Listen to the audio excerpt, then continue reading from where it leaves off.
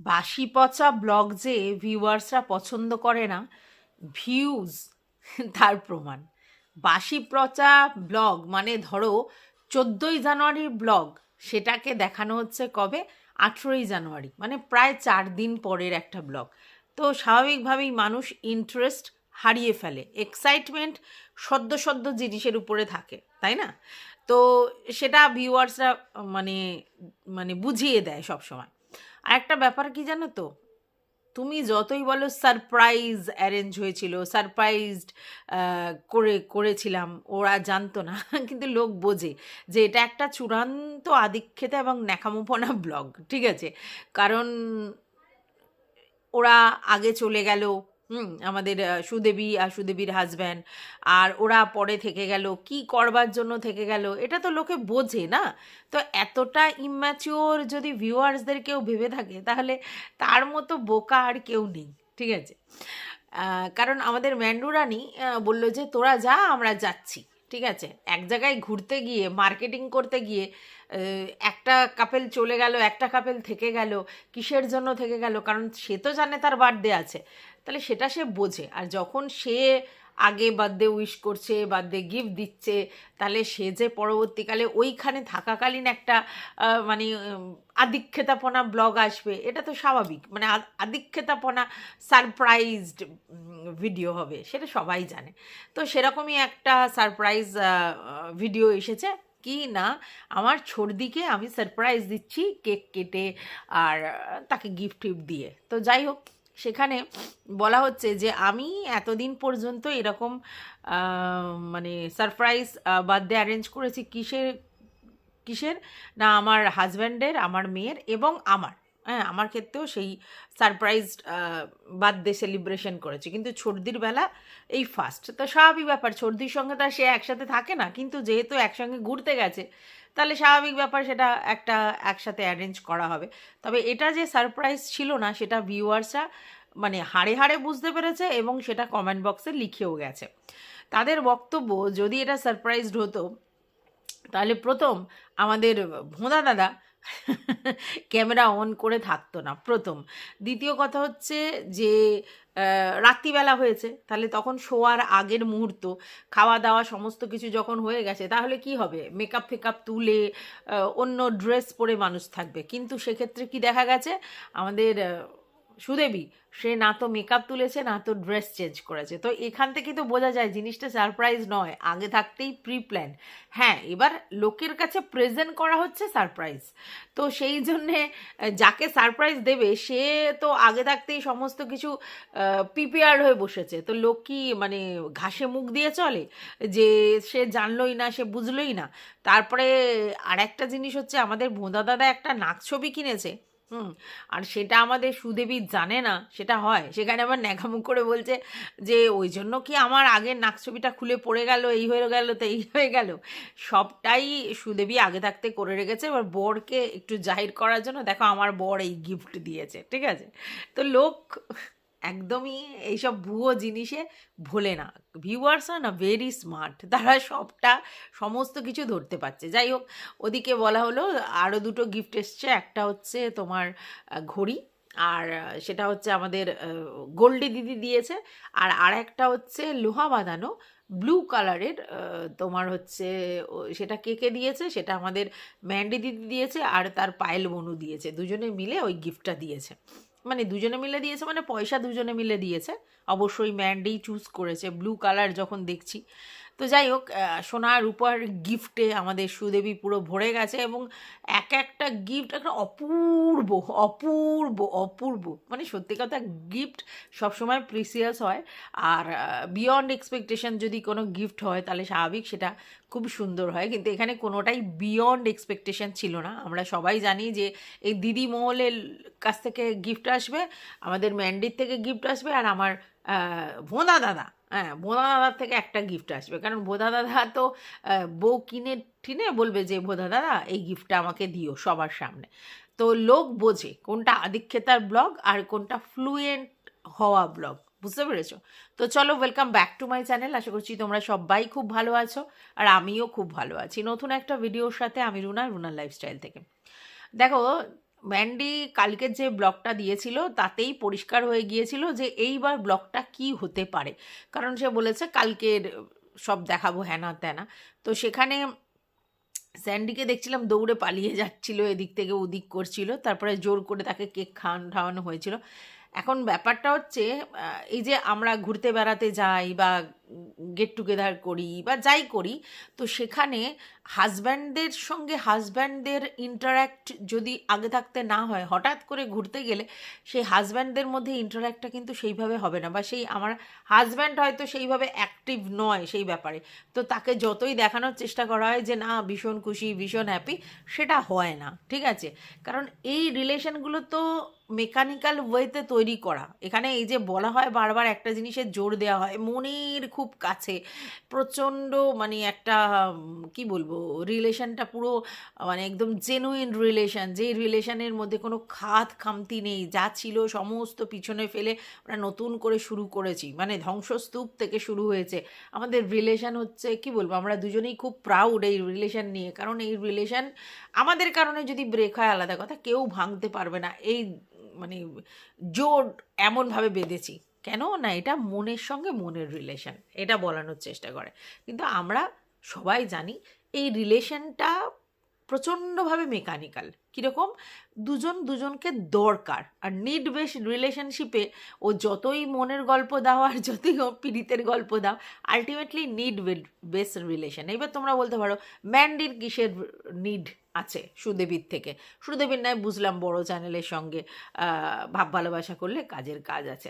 দেখো, তোমার অল্প নিড আছে, আমার বেশি নিড আছে, কিন্তু নিড তো দুজনের দু তরফ থেকেই আছে, না হলে একটা রিলেশন তো তৈরি হবে না। না, এই ধরনের রিলেশন, যে রিলেশনগুলো আমরা ইনবর্ন জোগাড় করে নিই, বা আত্মীয় স্বজন বা ওরকমভাবে বন্ধু বান্ধব, এরকম নয়।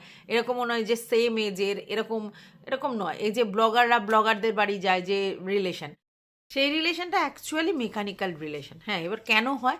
কারণ দেখো, ব্লগাররা ব্লগারদের বাড়ি যাবে, দেখতে অন্যরকম লাগে, ওদের পার্টিতে এরা অ্যারেঞ্জ করবে, ওদের পার্টিতে এরা পৌঁছে যাবে, তো এগুলো দেখতে মানুষ ভালোবাসে, আর তার জন্যই এই ধরনের মানে এদের নিজেদের মধ্যে একটা সম্পর্ক তৈরি করে। তো সেম জিনিসটা এখানেও আমাদের ম্যান্ডিকে দেখেছি এতদিন ব্লগারদের সঙ্গে রিলেশন, এমনকি রিয়াঙ্কা ফিয়াঙ্কা এদের সঙ্গে।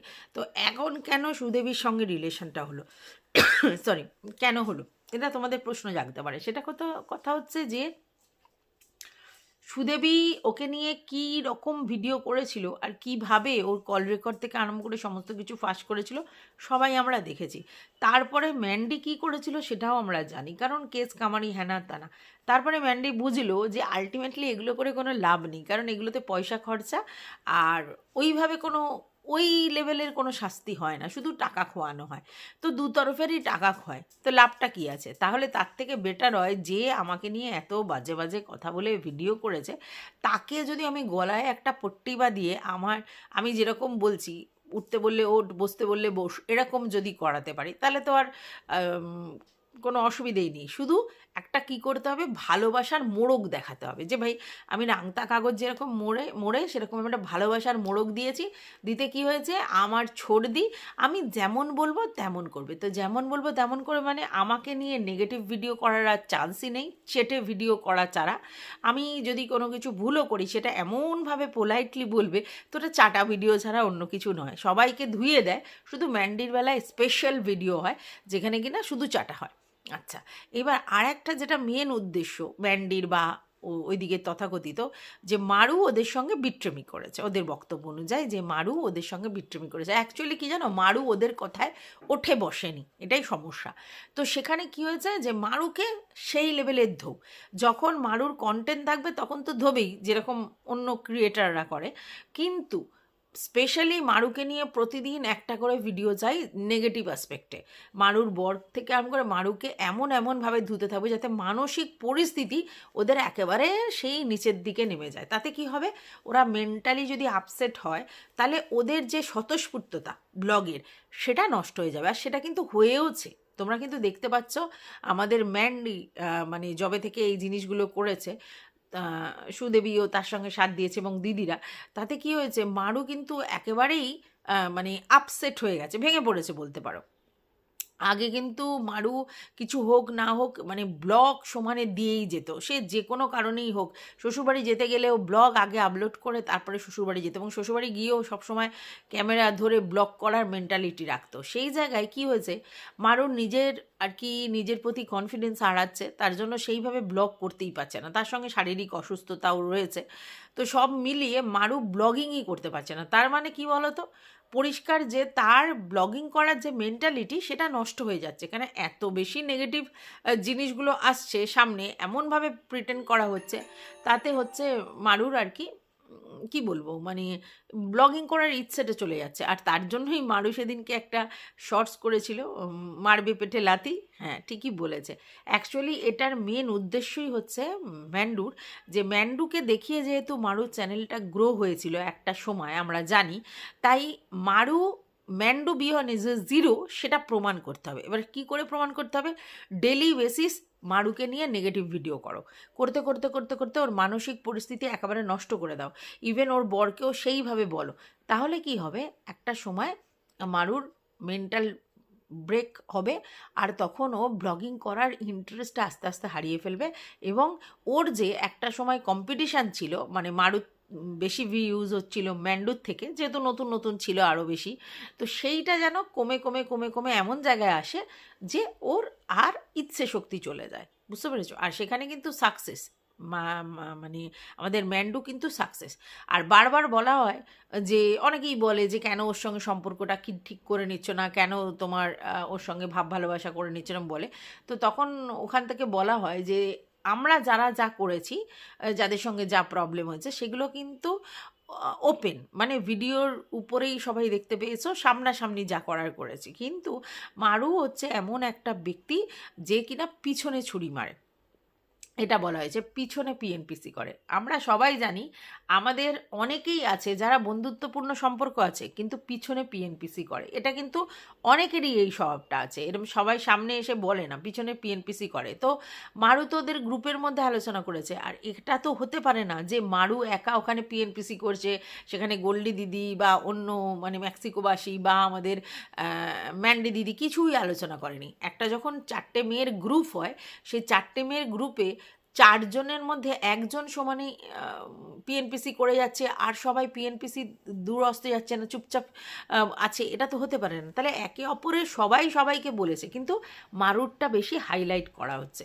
আর একটা সময় আমরা বুঝতে পেরেছিলাম যে আমাদের এই সুদেবী কিন্তু মারুর দিকেই ঘেঁষা ছিল, তো সেই জায়গায় তার মানে মাথার মধ্যে ঢুকিয়ে দেওয়া হয়েছে যে ম্যান্ডু তোমাকে, মানে ম্যান্ডু আর অন্য দিদিরা ঢুকিয়ে দিয়েছে যে মারু তোমাকে এই বলেছে ওই বলেছে, মারুর বর এই বলেছে ওই বলেছে সেই বলেছে। এতে কি হয়েছে, এর মনের মধ্যে এগুলো ঢোকাতে ও কি করলো, দেখলো যে মারুর থেকে এখন আমি ম্যান্ডির দিকে ঝুঁকলেই আমার লাভ সব দিক থেকে, তো সেটাই হয়েছে।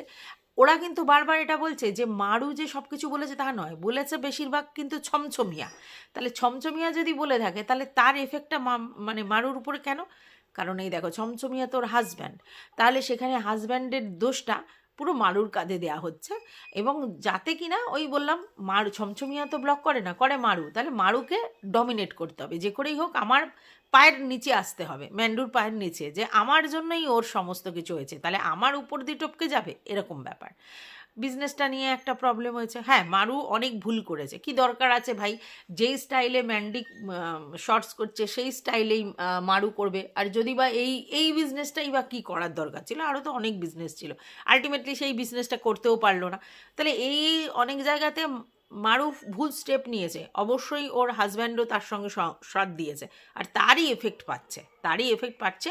তো এখন মেন ব্যাপারটা হচ্ছে মারুর মেন্টাল জায়গাটাকে পুরোপুরি ডিস্ট্রয় করে দেওয়ার একটা প্রসেসিং চলছে, আর তার জন্যই এরা একটা গ্রুপিজম তৈরি করেছে, আর সেই গ্রুপের মধ্যে চলছে। এবার এই যে দেখানো হচ্ছে যে ভালোবাসা, এত বন্ধুত্ব, এত রিলেশন, দেখো আজকের যে আমার সম্বন্ধে এরকম ভাবে যে আমি একজন মানে বোতল রানী, বোতল খাচ্ছি, যে ভাবে যে আমার সম্পর্কে বাজে, মানে যেমন গল্লি দিদি, সমস্ত কিছু খবর তো স্যান্ডির মারফত তারপরে হাটের কাছে পাঠিয়েছিল।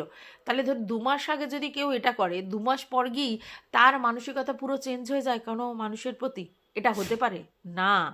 এটা অ্যাকচুয়ালি তখন করেছিল কারণ তখন ম্যান্ডি বা তোমার হচ্ছে স্যান্ডি এদেরকে নিয়ে যখন ভিডিও করছিল তখন এই রাগ হচ্ছিল, তো তার রাগের বহিঃপ্রকাশ সে দেখাচ্ছিল কারণ ম্যান্ডিকে সে ভালোবাসতো। এইবার যখন পরবর্তীকালে নিজেদের মধ্যে তারা ঠিক করে নিল, সঙ্গে সঙ্গে তো আর দিদিরা অমনি ঠিক করে নিতে পারে না, তো দিদিদের কিন্তু রাগের ব্যাপারটা ছিল। তখন তারা কি করলো যে ভিতর ভিতর খবর চালাচালি করতে লাগলো, এখান থেকে ওখানে ওখান থেকে ওখানে। আর সেই মারফতই কিন্তু আমাদের স্যান্ডি মারফত আমাদের হার্টের কাছে খবরটা পৌঁছানো হলো যে দেখো এইগুলো এগুলো করে। তার মানে কি, তাকে খিল্লি করা, তাকে এমন কিছু সোশ্যাল মিডিয়াতে নিয়ে আসো খিল্লি হয়। তো সেটা হয়েছে। তাহলে যাদের মধ্যে রিলেশন এত হেলদি তাদের 2 মাস আগে এরকম মেন্টালিটি হতে পারে না তো। ঠিক আছে, আমার সম্বন্ধে কারোর খুব ভালো ধারণা, তাহলে তার আগে তো তার একটা একটা ফেয়ার ধারণা হবে, তারপরে গিয়ে ভালো ধারণা হবে, সেটা তো নেই।